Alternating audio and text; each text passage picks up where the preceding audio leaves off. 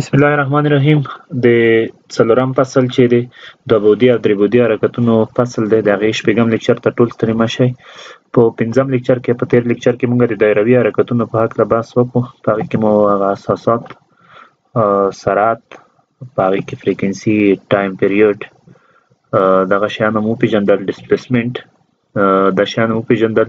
راځو نن په دایروي حرکتونو کې د تعجیلونو په هکله هغه کوو، بحث کوو چې په دایروي حرکتونو کې څو ډوله حرکتونه، څو ډوله تعجیلونه رامنځته کېږي. تاسې به شاید تر اوسه پورې په دایروي حرکتونو کې د ټولو تعجیلونو چې رامنځته کېږي د هغو نومونه به مو نه وي اورېدلي، یا به مو شاید په کتابونو کې صرف نومونه اورېدلي وي، خو د هغوی د ژورو په هکله به شاید نه پوهېږئ. خو په هغه کې چې دی په سرکولر موشن کې یا په دایروي حرکتونو کې ټول څلور ډوله هغه دی اکسلریشن دی یا تعجیل دی. فور ټایپس of acceleration یا څلور ډوله تعجیل رامنځته کېږي. یوه ته یې سنټریپیټل اکسلریشن یا مرکز ته راګرځېدونکی چې کوم مرکز خواته هغه وي راجع وي، او دا مونږ په ای سی ښیو، دغه تعجیل مونږ په ای سی باندې ښیو. دویم ډول اکسلریشن چې دی هغه ټانجنشل یا مماسی دی، ټانجنشل اکسلریشن یا مماسی دغه مرکز ته راګرځېدونکی ورته یایي، مرکز ته ګرځېدونکی، او دته مماسی یایي. دا په هغه ښیو په ای ټي یا ای ټینجنشل باندې ښیو. دریم ډول چې دی، دریم ډول اکسلریشن یې نیټ اکسلریشن یا خالص اکسلریشن دی، یا نیټ تعجیل یا خالص تعجیل. دا په مونږ په ای نیټ ښیو، ای نیټ باندې ښیو. او څلورم ډول اکسلریشن چې دی انګولر اکسلریشن دی، انګولر اکسلریشن یا زاویوي تعجیل، دا مونږ په الفا ښیو. راځئ د دغو څلورو په هکله ووایو یا مطالعه کړو چې په کوم وخت کې رامنځته کېږي او د دې رول څه شی دی، د هر یوه رول څه شی دی او په کوم وخت کې رامنځته کېږي. اول راځم سنټریپیټل ته. اول ډول یې سنټریپیټل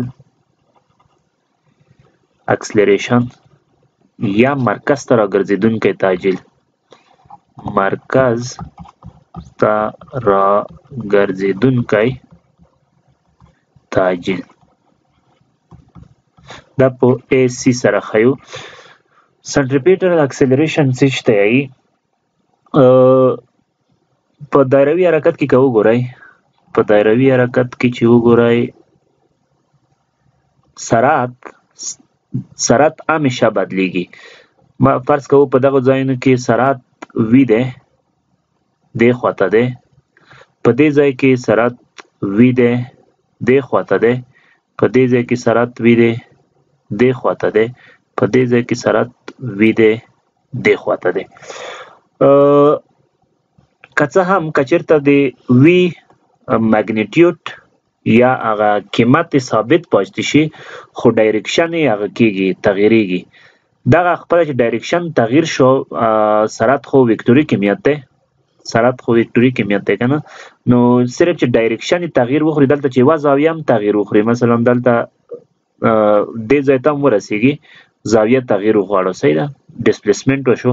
دغه ځای کې چې کوم سرعت رامنځته کېږي، که قیمت هم د دې عمره وي، د دغې وي عمره وي یا د اولني سرعت عمره وي، خو ډایرکشن یې بدل شو. ډایرکشن یې چې بدل شو، سرعت بدل شو، ځکه سرعت وکتوري کمیت دی.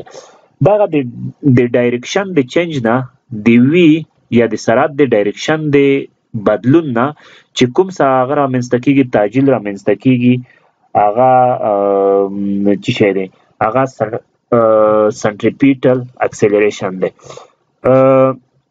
دغه د سرعت چینج چې سرعت هر وخت چینج کېږي، د دغې خوا نه یو تعجیل، د دغې خوا نه د مرکز خوا نه یو تعجیل په دې باندې عمل کوي، یعنی دغه خواته یو تعجیل متوجه دی چې د سرعت کش کوي چې په دغه دایره کې وساتي. دغه تعجیل چې دی AC دغه تعجیل سنټریپیټل اکسلریشن دی.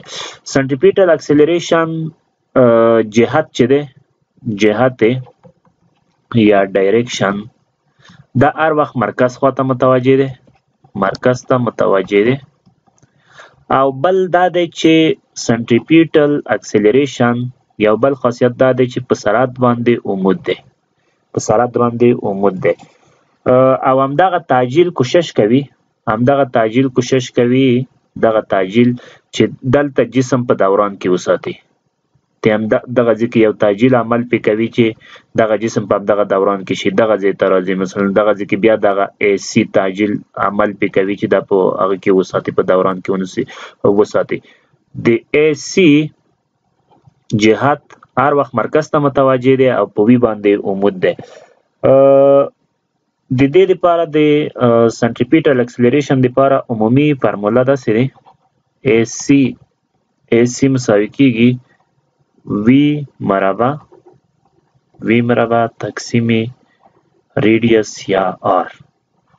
دغه د عمومي فارموله دی او په هغه کې په روان لیکچرونو کې د دغه فارمول ثبوت درته کوم چې دا کومه راغلی دی.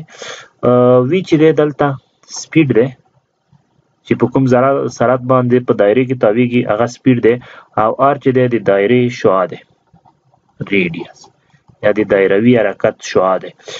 مونږ د وی لپاره داسې هم فارموله ثبوت کړې وه د وی لپاره چې وی مساوي کیږي R اومیګا د زاویوي سرعت او د خطي سرعت ترمنځ مو دغه رابطه ثبوت کړې وه. که چېرته په دغې رابطې کې زه د وی په ځای R اومیګا واچوم نو AC به مساوي شي R مربع اومیګا مربع پر R.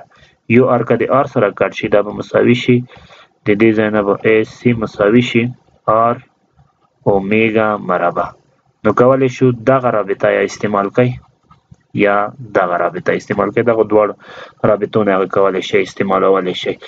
نو د ډایرکشن د سرعت ډایرکشن چې دلته چینج کیږي د سرعت ډایرکشن چې د هر هغه د اکسلریشن نه د کوم تعجیل د وجې نه چینج کیږي همغه تعجیل ته مونږه کوم هغه وایو تعجیل وایو سنټریپیټل اکسلریشن ورته وایو. صحیح ده. راځو ټانجنشل ته. دویمې ټانجنشل اکسلریشن دی. ټانجنشل اکسلریشن یا مماسی تعجیل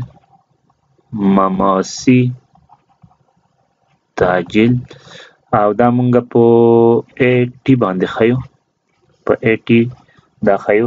تاسو په هغه کې فکر وکړئ په دایروي حرکت کې فکر وکړئ دا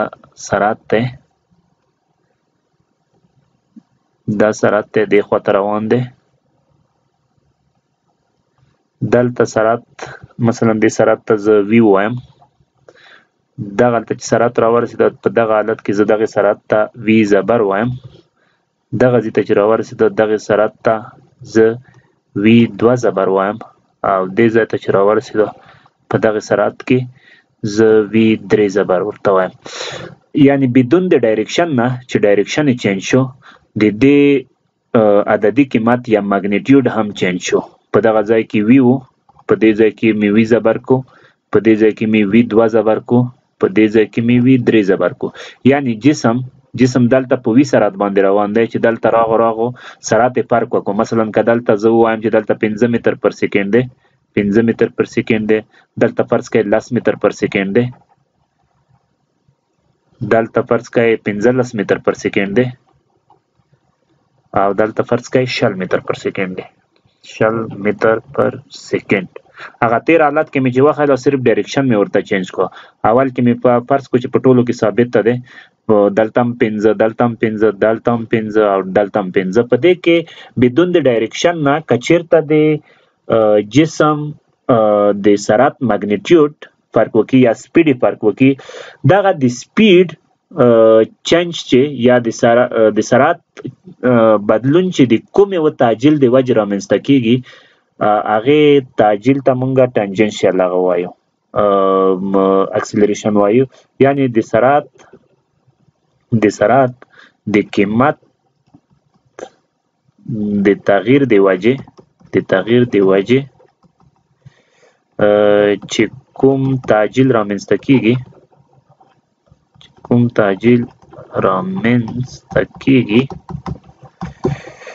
هغې ته مماسي تعجیل وایي. په اول کې په سنټریپیوټل اکسلریشن کې ګوره صرف د ډایرکشن د چینج د وجې نه چې کوم تعجیل رامنځته کېدو هغه تعجیل سنټریپیوټل و. دلته چې د سرعت د قیمت د تغییر د وجې نه کوم تعجیل رامنځته کېږي هغې ته څه شی وایي؟ هغې ته مماسي تعجیل وایي. د مماسي تعجیل ډایرکشن که چېرته سرعت زیاتېږي په کوم ډایرکشن باندې چې د سرعت هغه دی جهت دی په همغه باندې د ټنجنشیل هغه دی ډایرکشن دی، یعنی کله چې سرعت زیاتېږي په همغه جهت باندې تعجیل هم وي 80. که چېرته په کوم ځای کې هغه کمیږي سرعت کمیږي، یعنی دې خواته که مونږ ځو او سرعت کمیږي وی ډیکریس کیږي، په دغه حالت کې بیا ټانجنشیل تعجیل چې دی د هغې په مخالف جهت باندې وي. ټانجنشیل بیا دغه خواته وي. که دلته کمیږي یعنی وی ډیکریس کیږي نو تعجیل په دې خوا باندې دی 80 په دې خوا باندې دی. د هغه دپاره مونږ رابطه لرو د ټانجنشیل سرعت تعجیل دپاره چې 80 is equal to په سرعت کې تغییر، ځکه دا خو د سرعت د تغییر د وجې رامنځته راځي. دلته وی وه، دلته وی زبر شو، دلته وی 2 زبر شو، دلته وی 3 زبر شو. نو زه وایم چې د سرعت د تغییر د وجې چې د وخت په واحد کې رامنځته کیږي هغه تعجیل ته مونږه ټانجنشیل تعجیل وایو. او دې ته زه مطلقه قیمت ځکه ورکوم یا د تعجیل هغه ځکه سپیډ ځکه نیسم چې مونږ د سپیډ سره کار دی چې څومره د دې په مطلقه قیمت کې تغییر راځي. دلته 15 و، دلته 10 شو. ډایرکشن سره خو مو دلته کار نشته ځکه ډایرکشن مو په سنټریپیټل تعجیل کې په پام کې ونیو. نو دلته مونږ چې ماګنیټیوډ کې څومره فرق راځي د هغې د وجې نه چې کوم تعجیل پیدا کېږي هغې ته وایي. نو ځکه ډي وي مطلقه قیمت پر ډي ټي ورته وایم. که مونږ یې داسې ولیکو چې 80 مساوي کېږي ډي وي پر ډي ټي، دغه رقم غلط دی ځکه دغه کې ډایرکشن او ماګنیټیوډ دواړه شامل دي او د ډایرکشن د وجې نه چې کوم هغه راتلو تعجیل راتلو هغه اے سی و یا سنټریپیټل و، هغه مو په اے سی باندې وښودل. هغې دپاره جدا فارموله دی. دلته چې د قیمت د تغییر د وجې نه د سرعت د قیمت د تغییر د یا د ماګنیټیوډ د وجې نه چې د تغییر د وجې نه چې کوم سرعت راځي هغه صرف په ماګنیټیوډ پسې تړلی دی. نو موږ ځکه ورته ماګنیټیوډ وټاکلو. په هغه کې دا رقم هم کېږي چې ماګنیټیوډ ثابت شي. کله چې ماګنیټیوډ ثابت شي یعنی وي په دایروي حرکتونو کې که چېرته ماګنیټیوډ ثابت پاتې شي، دلته وي و، دلته وي و، دلته هم وي شي، دلته هم وي شي، دلته هم وي شي. یعنی که دلته 15 متر پر سیکنډ وي دلته هم 15 متر پر سیکنډ پاتې شي، دلته هم 15 متر پر سیکنډ پاتې شي او دلته هم 15 متر پر سیکنډ پاتې شي. نو په دغه وخت کې کوم تعجیل شته کوم نشته، یعنی ماګنیټیوډ چې کانسټنټ پاتې شي کانسټنټ، په دغه وخت کې ټانجنشیل اکسلریشن چې دی هغه صفر کېږي ځکه چې د ماګنیټیوډ د وجې نه چې کوم هغه راځي سرعت راځي هغه خو چې کله ماګنیټیوډ چینج شي نو ټانجنشیل هغه راځي تعجیل راځي. نو کله چې ټانجنشیل هغه نه راځي، کله چې سرعت ثابت پاتې شي ماګنیټیوډ ثابت پاتې شي نو بیا ټانجنشیل اکسلریشن نه راځي. په هغه وخت کې هغه راځي سنټریپیټل اکسلریشن راځي او سنټریپیټل اکسلریشن مو په وی مربع پر آر یا په آر اومیګا مربع باندې مو پیدا کو، په دې باندې مو ښودلی دی. دغه تعجیل په دایروي حرکتونو کې هر وخت موجود وي، always exist او دغه هغه وخت موجود وي چې کله وی تغییر وکړي، وی ماګنیټیوډ تغییر وکړي. صحیح ده؟ دغه هر وخت موجود نه وي او دغه هر وخت موجود وي. نو دا خبره هم په یاد کې در سوال سوی چې کوم تعجیل هر وخت موجود وي او کوم تعجیل هر وخت نه وي موجود. راځو نیټ اکسلریشن ته. دریم ډول یې نیټ اکسلریشن دی. نیټ اکسلریشن یا ا نیټ ورته وایو، ا نیټ یا خالص تعجیل. خالص تعجیل ګوره مونږ په هغه کې په دایروي حرکت کې مو تر اوسه پورې دوه ډوله تعجیل ولیدو. چې یو ته مو ای سی ووی، ای سی یا مرکز ته راګرځېدونکی تعجیل یا سنټریپیټل فورس. په بل کې زه سرعت فرض کوم چې دې خواته زیاتیږي، سرعت زیاتیږي وي انکریز کیږي، نو همدې خواته ټانجنشل هغه هم ورسره موجود دی، ټانجنشل اکسلریشن هم ورسره موجود دی ای ټي.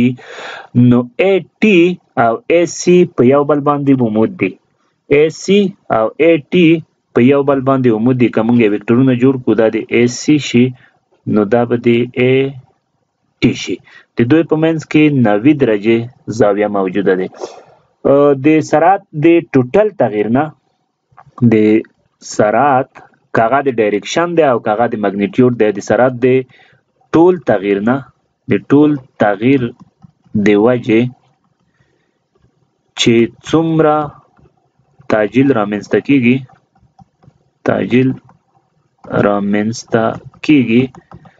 هغه ا نیټ دی. صحیح ده. نو په سرعت کې به یا د مګنیټیوډ د وجې رامنځته کیږي چې هغه ا ټي دی، او یا به د ډایرکشن د وجې رامنځته کیږي چې هغه ا ټي دی. د دوی دواړو نه چې کوم خالص تعجیل راوځي هغه ا نیټ دی.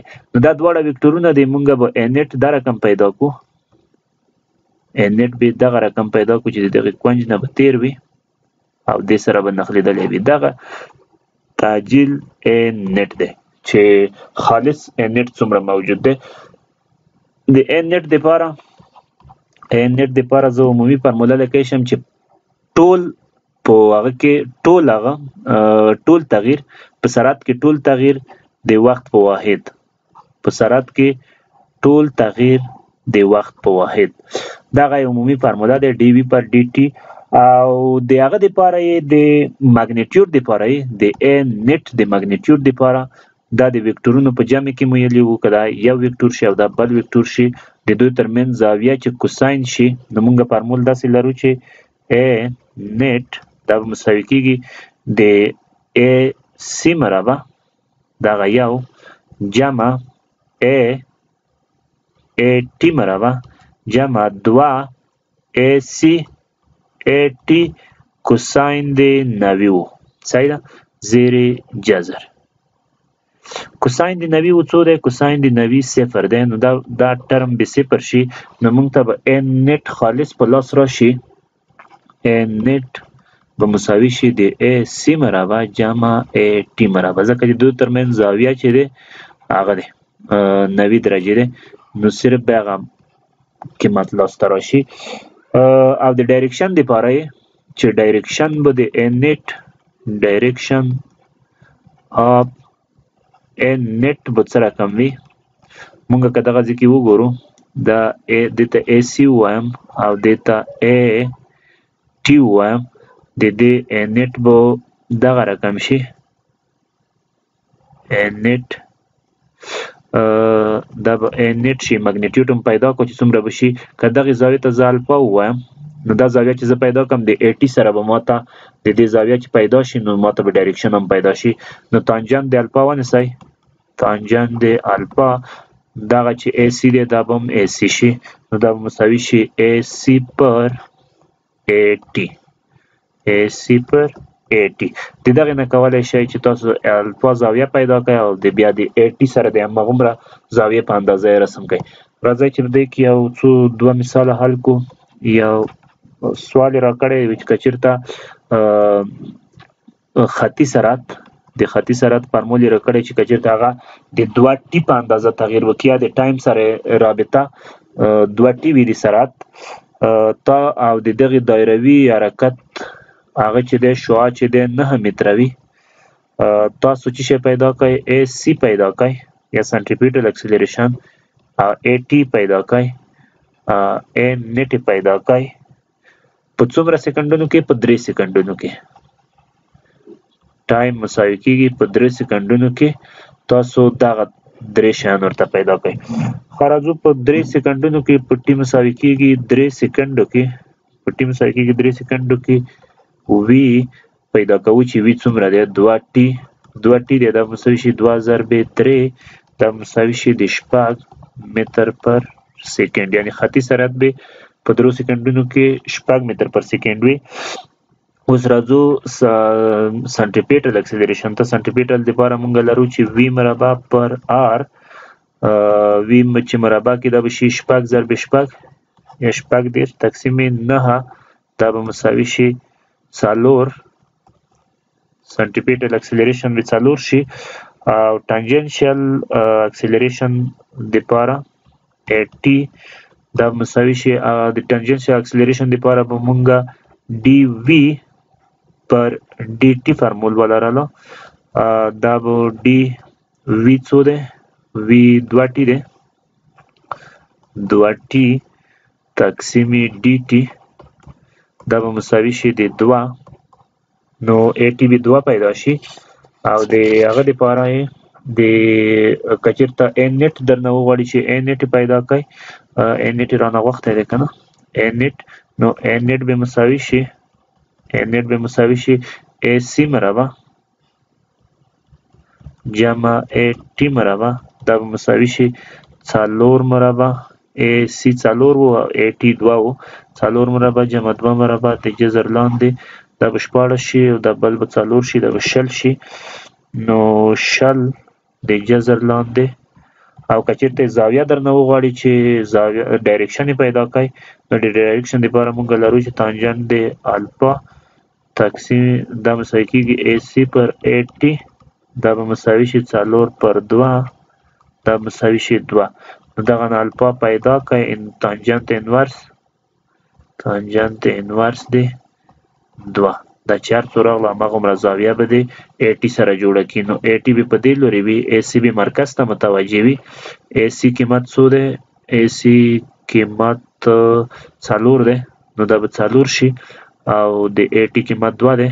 نو دا به دې خوا ته متوجه شي ا نیټ دا به ا نیټ شي او د ا نیټ قیمت 60 زر جذر دی. نو دغه زاویه به د 2 هغه ونیسئ انورس تانجنت ونیسئ 4 راغله. ښه یو بل سوال دی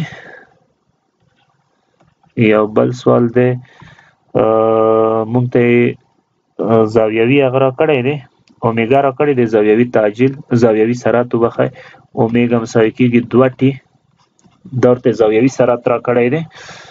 مونږ ته ګوره که زاویوي هغه راکړي مشخصات راکړي که خطي راکړي د یو بل سره رابطې پیدا کړي د یو بل د رابطو نه کولی شو چې پیدا کړو. نو په دې سوال کې مونږ ته زاویوي سرعت راکړی دی او د دې لپاره آر راکړی دی یا د دایروي حرکت په کوم هغه کې دایره کې چې هغه کېږي اجرا کېږي هغه 2 راکړی. مونږ نه هغه وخت دی وای هغه ټایم پیدا کړئ چې کله ا टी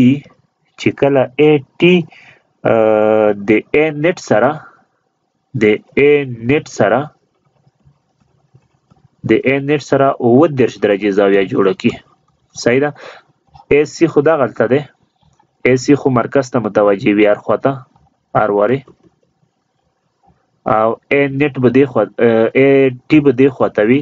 مونږ ته ویلي چې ا نیټ چې کله داسې وخت کې راشي ا نیټ چې کله د ا سی او د ا نیټ وخت د خو ا टी دی د ا टी او د ا نیټ ترمنځ زاویه 29 شي په څومره وخت کې به دغه 29 ته ورسیږي. مونږ نه چې دغه زاویه کله 29 ته رسیږي یا په څومره وخت کې 29 ته رسیږي. نو راځئ اول هغه پیدا کړو د زاویوي سرعت نه خطي سرعت پیدا کړو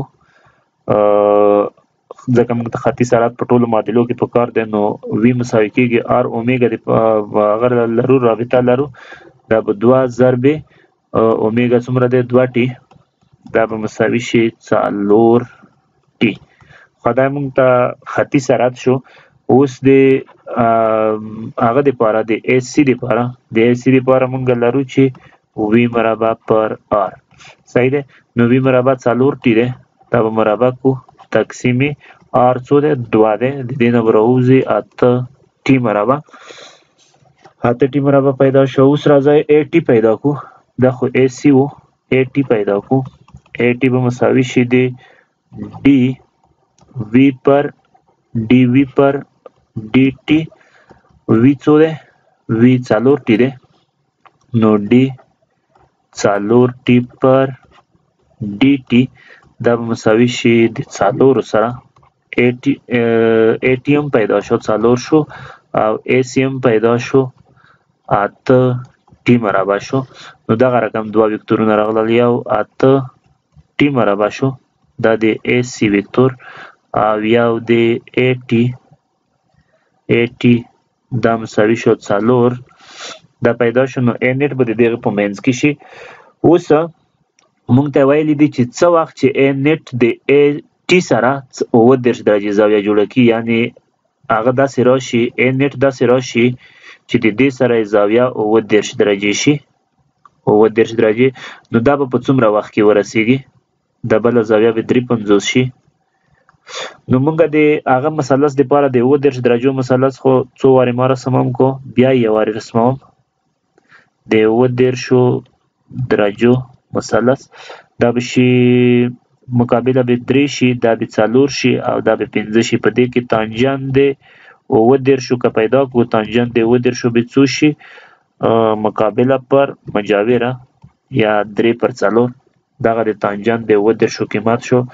مونږ کدی دغه په دغه مثلث کې د 39 په درجو په مثلث کې دغه ظلم 8 ټی مربع ده. صحیح ده، دا مقابله ده. نو مونږ به څه رقم ولیکو؟ دا رقم لیکلی شو چې ولیکو چې تانجان د 39 مساوي کیږي دغه ظله تقسیم دغه، دا لیکلی شو کنه. نو زه به ولیکم چې 8 ټی مربع تقسیم 4، او بلې خوا نه مونږ د 39 درجو په مثلث کې دغه رابطه ثابته لرو، دا ثابته لرو، یا تانجان د 39 همدومره قیمت ده، هغه ورسره لیکم چې 3 پر 4 د دغې رابطې نه اوس مونږ کولی شو چې ټي پیدا کو. د دغې هغه نه که پیدا کړئ، دا خو به خپله 1 4 2 دا به 2 ټي مربع شي. نو 2 ټي مربع به مساوي شي د 3 پر 4 سره، 3 پر 4 سره، دا به همدغې سره مساوي شي. د دغې نه که اوس هغه په پیدا کړئ، چې شی پیدا کړئ، ټي پیدا کړئ، ټي به تاسو ته د دغه نه قیمت راووځي، ټي به مساوي شي بیا دا که په 2 تقسیم کړئ، ټي به دا په 2 تقسیم کړئ، دا به لرې شي، دا به 8 شي. صحیح دی، دا به 8 شي، دا به لرې شي. نو ټي مربع چې هغه نه وباسئ، د جذر نه وباسئ، دا به شي 3 پر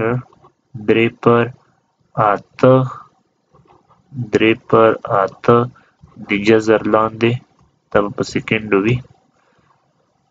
نو دومره وخت کې به دا د نیټ به د 80 سره 39 درجې زاویه جوړه کړي. ښه راځو انګولر اکسلریشن ته یا زاویوي تعجیل ته. انګولر اکسلریشن دا مونږ په الفا ښیو یا زاویوي تعجیل. د زاویوي تعجیل لپاره مونږ هغه لرو، رابطه لرو چې چینج په زاویوي سرعت کې یا ډي اومیګا پر ډي ټي، یعنی دغه تعجیل دی، دغه سرعت دی، او د تعجیل لپاره هم دغه رابطه دی چې لرو چې د سرعت چینج په واحد د وخت کې یا په یو انټروال کې، نو دغه سرعت دی د زاویوي سرعت بدلون په د وخت په انټروال کې، دغه زاویوي هغه دی تعجیل دی. مونږ تاسې د لینیر یا د خطي هغه دپاره حرکتونو دپاره او د زاویوي حرکتونو دپاره د انګولر انګولر د پاره د دغه د پاره مو اوسه پورې څو شیان وي. په دې کې ډسپلیسمنت ګوره په اس وو، په دې کې ډسپلیسمنت په تیتا باندې مو وخیلو، یا لینیر ډسپلیسمنت دا لینیر ډسپلیسمنت دی او دا انګولر ډسپلیسمنت دی. په سرعت کې مونږ خطي سرعت یا لینیر ویلاسټي، دلته مو لینیر ویلاسټي په اومیګا باندې وخیله، صحیح ده. د خطي سرعت یا د لینیر ویلاسټي لپاره مونږ داسې ووایو چې ډي اس پر ډي ټي دی، ډي اس پر ډي ټي دی، او د زاویوي یا انګولر ویلاسټي لپاره مو ووایو چې ډسپلیسمنت زاویوي ډسپلیسمنت پر ډي ټي دی، زاویوي ډسپلیسمنت پر ډي ټي دی. او د تعجیل لپاره مو دغه دی چې ووایو چې تعجیل مساوي کېږي په لینیر کې هغه مو ډي وي پر ډي ټي وخیلو، ډي وي پر ډي ټي. او په دې ځای کې تعجیل چې دی په انګولر کې تعجیل چې دی هغه د زاویوي سرعت بدلون دی په وخت کې. نو په کوم لینیر د پاره مو چې کوم هغه یلی وو مشخصات یلی وو هغه دلته ټول بدل شو، صحیح ده. دلته خطي وو، خطي ډسپلیسمنت دی، دلته زاویوي ډسپلیسمنت دی، دلته خطي سرعت دی، دلته زاویوي سرعت دی. دلته د خطي سرعت کې ډي اس دی، دلته په زاویوي سرعت کې ډي تیتا دی، دلته په خطي تعجیل کې ډي وی دی، دلته په زاویوي تعجیل کې ډي اومیګا دی یا زاویوي هغه دی زاویوي سرعت دی. همدغه رقم مونږ د هغه دپاره د انګولر اکسلریشن دپاره هم ایوریج لرو، ایوریج لرو چې هغه د ټوټل سرعت بدلون دی په ټوټل ټایم باندې، دا ایوریج دی یا اوسط دی. او همدغه رقم انسټنټینیوس یا لحظوي لرو چې الفا انسټنټینیوس دا مساوي کېږي په ډیر واړه وخت کې د زاویوي سرعت بدلون، په ډیر واړه وخت کې د زاویوي سرعت بدلون، یعنی دا دواړه ډیر کوچني کېږي. لیمیټ د دغو دواړو د ډبلیو او د ټي تقریبا 0 ته رسیږي په دغه حالاتونو کې. راځئ یو هغه حل کوم مثال په دې هکله حل کو. مونږ ته هغه راکړی دی د اومیګا قیمت راکړی دی یا د زاویوي سرعت معادله یې راکړی دی چې ټي مربع جمع یو، یعنی اومیګا د ټي په تېرېدو سره په دغه رقم تغیر کوي چې ټي ته هر څو قیمت ورکړي دغه دومره تغیر کوي. تاسو فایند الفا یا انګولر اکسلریشن د 0 نه تر 2 سکندو پورې، د 0 نه تر 2 سکندو انټروال پورې تاسو هغه پیدا کړئ، او همدغه رقم بیا په 2م سکند کې پیدا کړئ 8 2 سکند، بیا په 2م سکند کې پیدا کړئ. په 0 نه تر 2 سکندو پورې څه معنا چې ایوریج پیدا کړئ، د الفا ایوریج پیدا کړئ یا الفا ایوریج پیدا کړئ. په دې کې الفا چې شی پیدا کړئ انسټنټینیوس پیدا کړئ، دغه دوه شیان پیدا کړئ. نو موږ د الفا ایوریج لپاره لرو، د الفا ایوریج لپاره لرو چې D omega alpha delta omega دا معنا چې د 2 سکندو لپاره چې څومره دی او د 1 سکند لپاره چې څومره دی هغه تفاوت پیدا کو او ډي تیتا پیدا کو. د 2 سکندونو لپاره چې څومره دی په دې کې چې 2 واچوي 2 جب کې واچوي 2 به مربع شي جمع یو دا به شي 15، نو دا به 15 شي منفي د 0 دی وبخای دا 0 چې کې واچوي دا به 0 شي، دا به 1 شي منفي 1، او د 2 او 1 ترمنځ تفاوت د 2 او 0 ترمنځ تفاوت څومره دی 2 سکنده، دا به شي 2، دا پاس په 4 شي دا به 2 شي، نو دا به مساوي شي 2، د دې قیمت به 2 شي او دا به 2 چې شي 2 د تعجیل قیمت رادیان پر سکند دی، د سرعت قیمت رادیان پر سکند دی د اومیګا، او مخرج کې ټي دی هغه به سکند شي، یعنی په اوسط ډول 2 رادیان پر سکند په هر سکند کې د سرعت لوړیږي. تعجیل 2 رادیان پر سکند دا معنی چې د دې سرعت په هر سکند کې 2 رادیان پر سکند په اندازه لوړیږي، صحیح دی، ځکه پلس دی رادیان پر سکند په اندازه لوړیږي. او الفا انسټنټینیوس به شي، الفا انسټنټینیوس به مساوي شي د D omega पर D T. D اومیگا کې ماته څو دی ټي مربع جمع یو پر ډي ټي د دې ته هغه چې ونیسئ مشتق چې ونیسئ دا به شي 2t او اوس 2 ورکې وضع کړئ 2 سیکنډ دا به مساوي شي 2 ضرب 2 2 ضرب 2 مساوي کېږي 4 رادیان پر سیکنډ یعنی په دویم سیکنډ کې به د دې تعجیل څومره پورته کېږي 4 رادیان پر سیکنډ به په دویم سیکنډ کې پورته شي او په اوسط ډول به 2 رادیان پر سیکنډ به کېږي برابرېږي. ښه راځئ اوس یو کنفیوژن دی هغه په هکله زه درته ووایم چې د اوس هم پورې مونږ څه دی لینیر او د انګولر ترمنځ مې چې کومې رابطې پیدا کړې اوس یو کنفیوژن زه درته ووایم که دې خواته زه لینیر ولیکم او دې خواته زه انګولر ولیکم او د دې مشخصات زه ولیکم انګولر مونږ د خطي یا د لینیر په وخت کې لینیر ډسپلیسمنټ وي هغې ته مو اس وي او دلته مو په انګولر ډسپلیسمنټ کې مونږ تیتا وي د دوی ترمنځ رابطه مو څه رقم پیدا کړه اس مساوي کېږي آر تیتا دا مو د خطي او زاویوي د ځای کېدنې یا ډسپلیسمنټ په اړه رابطه پیدا کړه او په خطي سرعت کې مونږ وی لرو او په زاویوي سرعت کې مونږه اومیګا لرو صحیح ده خطي سرعت مونږه د ډي اس پر ډي ټي نه پیدا کوو ډي اس پر ډي ټي نه او زاویوي سرعت مونږه د ډي تیتا پر ډي ټي نه پیدا کوو د وی او د هغه ترمنځ مو چې کومه رابطه پیدا کړه د وی او د اومیګا ترمنځ هغه داسې وه چې وی مساوي کېږي آر اومیګا دغه رابطه هم پیدا کړه او بل مو تعجیل په خطي تعجیل کې مونږ لرو چې ا مساوي کېږي ډي وی پر ډي ټي او زاویوي تعجیل مو دغه دی ووي زاویوي تعجیل مو څه ووي چې ډي اومیګا پر ډي ټي او د دوی ترمنځ مو چې کومه رابطه پیدا کړه ومو وی چې ا مساوي کېږي آر الفا صحیح ده د دوی ترمنځ دغه رابطه موجوده ده آر الفا مګر اوس سوال دغه دی چې دا په دغه څلورو ډولونو کې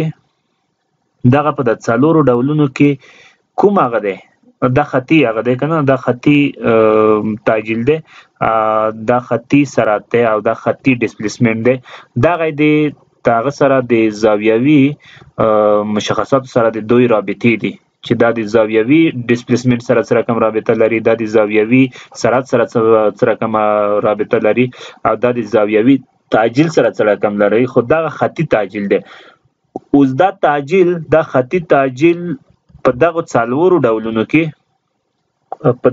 ډولونو کې چې دا وویل په د درو ډولونو کې چې ا سی دی ا ټي دی او ا نت دی په دغو درو ډولونو کې دا کوم یو ډول دی